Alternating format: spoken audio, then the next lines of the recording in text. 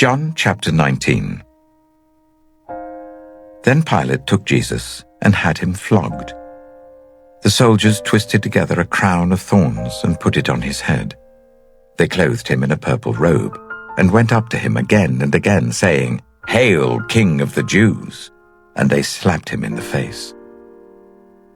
Once more Pilate came out and said to the Jews gathered there, "Look, I'm bringing him out to you to let you know that I find no basis for a charge against him." When Jesus came out wearing the crown of thorns and the purple robe, Pilate said to them, "Here is the man." As soon as the chief priests and their officials saw him, they shouted, "Crucify! Crucify!" But Pilate answered, "You take him and crucify him. As for me, I find no basis for a charge against him." The Jewish leaders insisted, "We have a law, and according to that law he must die because he claimed to be the Son of God." When Pilate heard this, he was even more afraid, and he went back inside the palace. "Where do you come from?" he asked Jesus. But Jesus gave him no answer. "Do you refuse to speak to me?" Pilate said. "Don't you realize I have power either to free you or to crucify you?" Jesus answered, "You would have no power over me if it were not given to you from above.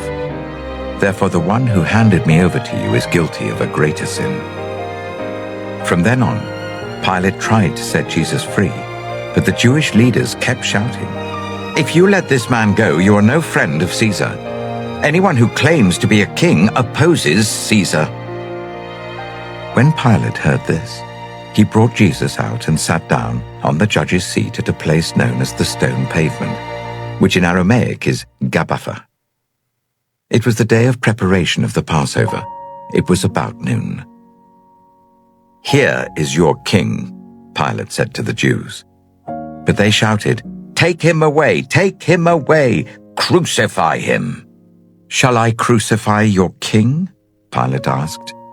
"We have no king but Caesar," the chief priests answered. Finally, Pilate handed him over to them to be crucified. So the soldiers took charge of Jesus. Carrying his own cross, he went out to the place of the skull, which in Aramaic is called Golgotha. There they crucified him, and with him 2 others, one on each side and Jesus in the middle. Pilate had a notice prepared and fastened to the cross. It read, "Jesus of Nazareth, the King of the Jews." Many of the Jews read this sign, for the place where Jesus was crucified was near the city, and the sign was written in Aramaic, Latin, and Greek. The chief priests of the Jews protested to Pilate, "Do not write the King of the Jews, but that this man claimed to be King of the Jews." Pilate answered, "What I have written, I have written." When the soldiers crucified Jesus, they took his clothes, dividing them into 4 shares, one for each of them, with the undergarment remaining. This garment was seamless, woven in one piece from top to bottom. "Let's not tear it," they said to one another. "Let's decide by lot who will get it." This happened that the scripture might be fulfilled that said, "They divided my clothes among them and cast lots for my garment." So this is what the soldiers did.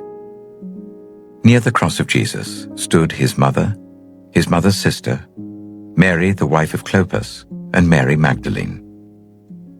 When Jesus saw his mother there and the disciple whom he loved standing nearby, he said to her, "Woman, here is your son." And to the disciple, "Here is your mother." From that time on, this disciple took her into his home. Later, knowing that everything had now been finished, and so that scripture would be fulfilled, Jesus said, "I am thirsty." A jar of wine vinegar was there, so they soaked a sponge in it, put the sponge on a stalk of the hyssop plant, and lifted it to Jesus' lips. When he had received the drink, Jesus said, "It is finished." With that, he bowed his head and gave up his spirit. Now it was the day of preparation, and the next day was to be a special Sabbath. Because the Jewish leaders did not want the bodies left on the crosses during the Sabbath, they asked Pilate to have the legs broken and the bodies taken down. The soldiers therefore came and broke the legs of the first man who had been crucified with Jesus, and then those of the other. But when they came to Jesus and found that he was already dead, they did not break his legs.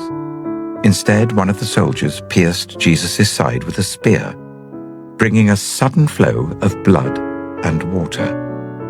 The man who saw it has given testimony, and his testimony is true. He knows that he tells the truth, and he testifies so that you also may believe. These things happened so that the scripture would be fulfilled. Not one of his bones will be broken. And as another scripture says, they will look on the one they have pierced. Later, Joseph of Arimathea asked Pilate for the body of Jesus. Now Joseph was a disciple of Jesus, but secretly, because he feared the Jewish leaders. With Pilate's permission, he came and took the body away. He was accompanied by Nicodemus, the man who earlier had visited Jesus at night. Nicodemus brought a mixture of myrrh and aloes, about 35 kilograms. Taking Jesus' body, the two of them wrapped it with the spices in strips of linen. This was in accordance with the Jewish burial custom. At the place where Jesus was crucified, there was a garden, and in the garden a new tomb, in which no one had ever been laid. Because it was the Jewish day of preparation, and since the tomb was nearby, they laid Jesus there.